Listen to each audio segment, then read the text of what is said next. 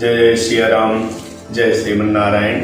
आप सभी सुधीजन, आज हम आपके लिए लेकर के आए हैं किचन का वास्तु वैदिक घनाद संस्थान की तरफ से। आपको यह जानकारी हम उपलब्ध करा रहे हैं कि आपके घर का रसोई घर किचन कहाँ होना चाहिए। वास्तु में सभी स्थानों का अलग अलग महत्व है, उसी प्रकार से हमारे जीवन में किचन का रसोई घर का महत्वपूर्ण स्थान है। और आजकल शहरी वातावरण में या ग्रामीण में भी कह लीजिए, हम जब घर बनाते हैं तो वास्तु के रूप में विशेष रूप से ज्यादा जिज्ञासा और प्रश्न लोगों का बढ़ गया है। तो हमसे जो लोग आशा करते हैं या हमसे आप लोग जो विचार करते हैं, पूछते हैं, जो एक कॉमन क्वेश्चन है, उसी में रसोई घर को लेकर के लोग बहुत ज्यादा सशंकित रहते हैं और बड़ी जिज्ञासा रहती है, और ये बहुत आवश्यक है। इसलिए आपको हम ये बता दें, आप लोग जानते हैं कि किचन अग्निकोण में होना चाहिए, सुनते सुनते सब प्रकार से आपको यह ज्ञात है, लेकिन यह अभी बहुत कम लोगों को ज्ञात है। चूंकि हम यात्रा में विजिट में पाए हैं, जब हमें लोग वास्तु दिखाने के लिए बुलाते हैं, तो हमने ये देखा है कि वो अग्निकोण में किचन तो रखते हैं, लेकिन चूल्हा दक्षिण दिशा को मुख करके बना दे। तो ये गलत है, क्योंकि दक्षिण दिशा में जो अग्नि है वो नाशवान अग्नि का स्वरूप है। प्रकाशवान अग्नि जो है वो कहाँ है? पूर्व दिशा की ओर है। और हमारे जीवन में हमें क्या चाहिए? प्रकाश चाहिए, उजाला चाहिए, स्वस्थ जीवन चाहिए, प्रसन्न जीवन चाहिए, आनंदित जीवन चाहिए। ये सब कहाँ से होगा? अन्न से होगा। कहते हैं जैसा खाओ अन्न वैसा होवे मन। तो हम जो अन्न ग्रहण करते हैं, जो अन्न प्रसाद के रूप में जो पाते हैं, जो हम भगवान को भोग लगाते हैं, अगर हम पूर्वमुखी भोजन को पकाएंगे तो उसमें जो सूर्य भगवान की सकारात्मक जो ऊर्जा, एनर्जी है, वेव्स है, वो आपके बने हुए प्रसाद में, अन्न में 4 चांद लगा देगा। जितने भी नकारात्मक तत्व हैं वो नष्ट हो जाते हैं, और धीरे धीरे प्रकृति और नेचर के अनुरूप वहां पर अग्नि तत्व सकारात्मक रूप से प्रतिष्ठित है।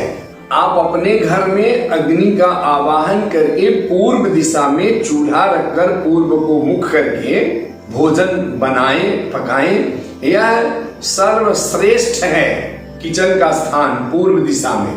इससे आपके स्वास्थ्य में भोजन का जो लाभ है वो प्राप्त होगा, जिसे हम विटामिन्स कहते हैं। जो गुण है अन्न का वो हमारी बॉडी पूर्व दिशा में पकाए हुए अन्न से ऑब्जर्व करती है, और जो दक्षिण दिशा में है वो हमारे स्वास्थ्य को ऑब्जर्व नहीं करती, यानी स्वास्थ्य के लिए लाभप्रद नहीं है। क्योंकि दक्षिण दिशा में अग्नि कोण में जो स्थान है वो क्या है? नाशवान अग्नि का स्थान है, और पूर्व में प्रकाशवान अग्नि का स्थान है। तो ये हमें आपको बहुत ध्यान रखना है, क्योंकि बहुत मुश्किल से हम घर बना पाते हैं, और अगर अग्नि का स्थान आप सही नहीं दिए तो जानते हैं अग्नि सबको जला देती है।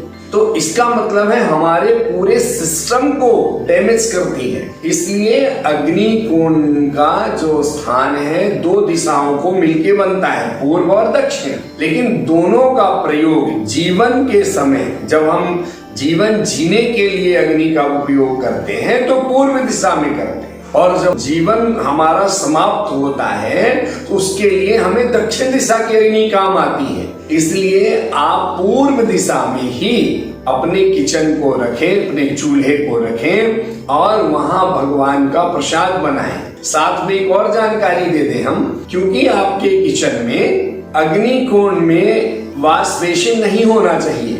चूल्हे से जब आप पूर्व की तरफ मुख करें तो चूल्हे से दाहिने हाथ को पानी नहीं होना चाहिए। वो कहाँ होना चाहिए? आपसे बाएं हाथ की तरफ, लेफ्ट हैंड में ही आपका वॉश बेसिन होना चाहिए। यदि आप ऐसा करते हैं तो आपको अग्निकोण के किचन के वास्तु दोष से आप साफ बच सकते हैं, और आपके जीवन में बहुत उन्नति होगी, अन्नपूर्णा की कृपा बनी रहेगी, और भंडारण हमेशा भरा रहेगा।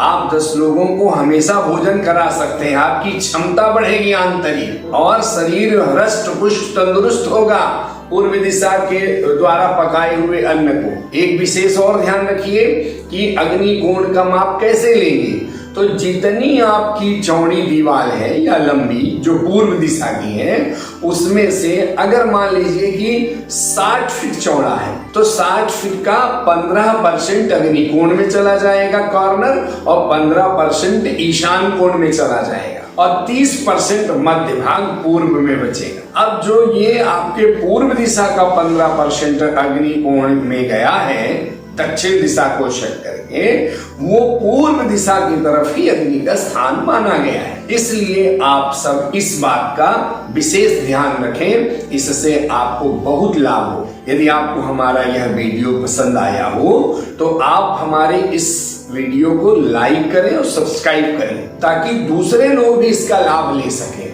साथ में इसका आप हमें सुझाव भी दें, आपको क्या जानकारी चाहिए या क्या चीजें नहीं समझ में आई, तो हमारे इस नंबर पर हमसे संपर्क करें। हमारी यात्रा भी करा सकते हैं, आप हमें बुला भी सकते हैं अपनी वास्तु दिखाने के लिए। हम आपको समय समय पर और जानकारियां उपलब्ध कराते रहेंगे। सादर धन्यवाद।